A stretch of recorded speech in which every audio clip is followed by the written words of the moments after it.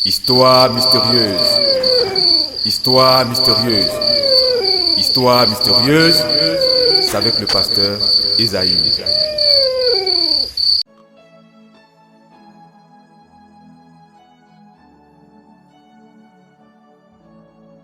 Shalom bien-aimés et que l'Éternel vous bénisse. Alors, l'histoire que vous allez écouter tout de suite m'a été racontée par l'un de mes abonnés.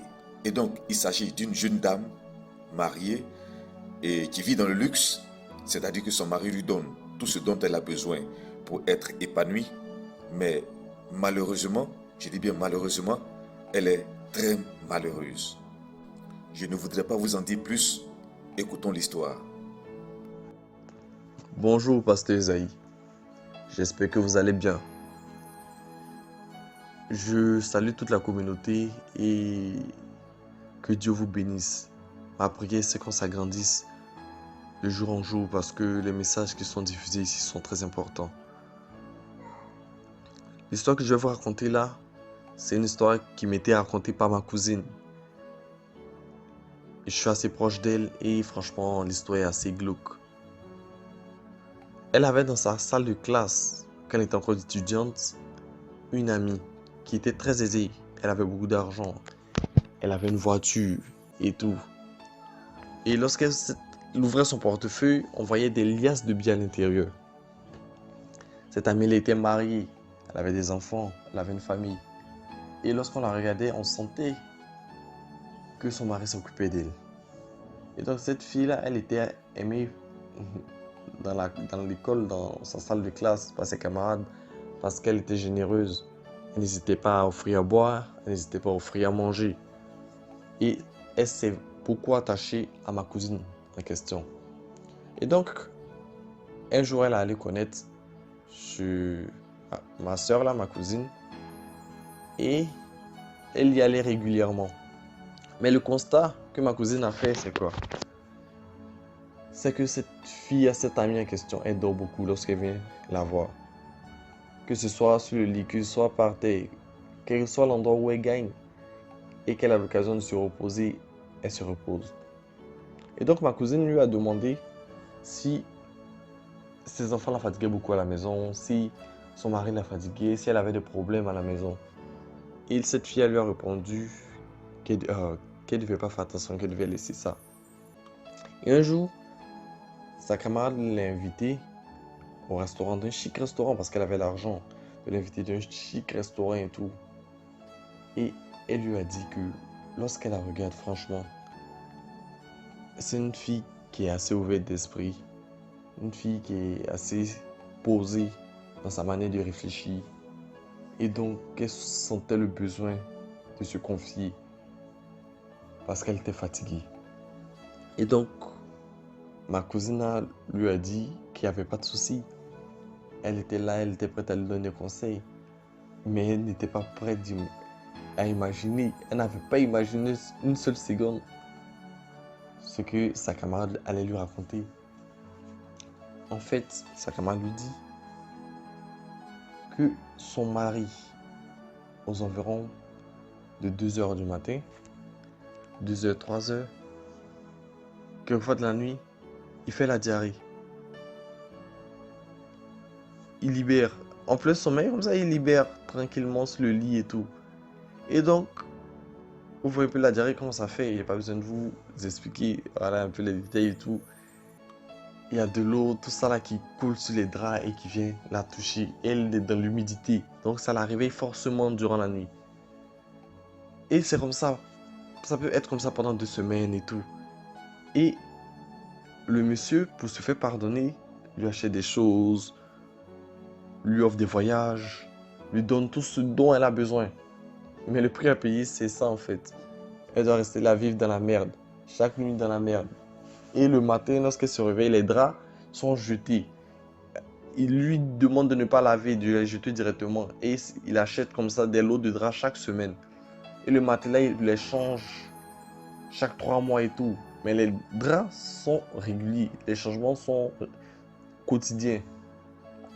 Et quand elle se lève, elle doit nettoyer tout ça. Elle doit nettoyer la chambre. Et parce qu'elle va se lever également pour aller de la douche. Ça va couler. et tout. Oh, les images un peu dégoûtantes dans la tête, et franchement, c'est horrible. Et c'est dans ça qu'elle vivait. C'est dans ça qu'elle vivait. À la maison, leur chambre était éloignée. Eux vivaient un peu éloignés. Il y avait la chambre des enfants, les deux enfants avaient leur chambre. Il y avait la chambre de la servante. Mais personne n'avait le droit de rentrer dans la leur. Il n'y avait qu'elle et son mari qui pouvaient se rendre dans cette chambre-là. Les étrangers, ils avaient la maison à l'extérieur. Et c'était tellement, on avait été tellement, j'avais dit, comme une sorte de prison. Il y avait une zone où il fallait pas s'approcher. Non, ça fait que les gens ne duraient pas chez elle. Elle se plaignait en famille, elle se disait qu'elle voulait partir et tout. Mais vu que le monsieur subvenait financièrement aux besoins de la famille, on sait tous comment ça se passe chez nous, dans nos familles ici. On dit non, reste là-bas, reste dans ton foyer. Sa maman dit qu'elle ne veut pas la voir revenir chez elle à la maison et qu'elle devait rester dans son foyer. Et donc, elle était condamnée comme ça à rester là, avoir une belle vie, une vie de luxe et tout. Mais devait baigner, continuer de baigner dans la merde. Le monsieur donnait comme explication qu'il était somnambule. Et c'est dans ce sommeil-là qu'il n'arrivait pas à se contrôler, qu'il s'est libéré. Mais lui, il s'est libéré chaque fois de la diarrhée en fait. Il n'a jamais d'autres états. Franchement, c'est... J'ai pas besoin de vous expliquer, je ne sais rien. Moi, je ne sais rien. Je vous dis précisément ce qu'on m'a conté. Je vais pas avancer des choses, mais je pense qu'on a tous une idée de ce que le monsieur faisait pour avoir sa richesse. Et donc, si je vous conte cette histoire-là, c'est pour vous dire, on doit se méfier lorsqu'on voit certains trucs, on voit des amis qui baignent dans la richesse, on voit, il faut envier personne. Il faut être content de ce qu'on a. Il ne faut pas dire, ah moi j'aimerais être à la place de telle personne. Non, il faut juste bénir le nom de l'Éternel pour cette personne. Cette personne peut avoir obtenu sa richesse correctement, tout comme incorrectement. On ne sait rien. Tout ce qu'on peut faire, que Dieu soit loué pour toi et se contenter de ce qu'on a. J'invite franchement encore une fois tous ceux qui vont suivre cette vidéo et les autres vidéos de la chaîne à partager, à leur connaissance à partager, parce que ce sont des histoires qui nous édifient, ce sont des histoires qui sont importantes pour le développement de notre personne, pour éviter certains pièges dans la vie. N'hésitez pas à liker, n'hésitez pas à vous abonner. Et Pasteur Esaïe, que Dieu vous bénisse d'être présent et de nous donner de si bons conseils. Merci beaucoup de m'avoir écouté. Que le Seigneur vous bénisse. Shalom bien-aimé, que Dieu vous bénisse. Je crois que la morale de cette histoire saute aux yeux. En tout cas, n'enviez personne. Oui, je le répète, n'enviez personne dans la vie. Parce que celui ou celle que vous enviez pour sa richesse, pour le luxe, pour les biens matériels, vous ne savez pas comment cette personne a acquis sa richesse. Et je ne dis pas que toutes les richesses sont issues du diable ou de ses agents, mais l'homme aime tellement la facilité qu'il est prêt à utiliser des raccourcis pour avoir du succès, pour s'enrichir. Et beaucoup de richesses de nos jours sont issues du diable et de ses agents. Et à la vérité, c'est que ces richesses-là ne profitent jamais. Voyez-vous, cette jeune dame dans cette histoire, elle donne envie, n'est-ce pas? Or, à la réalité, elle est malheureuse. Je dirais même très malheureuse. Parce que c'est ce qu'on appelle l'apparence. Oui, l'apparence. Les gens vous montreront cette face superficielle de qui ils sont. Ils vous feront croire que tout va bien chez eux, qu'ils sont riches, qu'ils sont généreux, sociables, qu'ils baignent dans du bonheur, qu'ils sont en bonne santé, qu'ils peuvent s'offrir même le ciel et la terre. En tout cas, c'est ce qu'ils vous feront croire. Or, ils sont malheureux, déprimés. Ils ne dorment pas la nuit pour la plupart. Oui, c'est ce qui est la vérité. Ils ne vous montreront jamais le fond de la marmite, c'est-à-dire ce vilain côté caché qui fait peur, qui fait honte. Ils ne vous diront jamais qu'ils sont malheureux, qu'ils sont obligés de boire du sang humain. qui sont obligés de boire de l'eau de cadavres, obligés de coucher avec des folles, des cadavres, pour acquérir et maintenir leur richesse.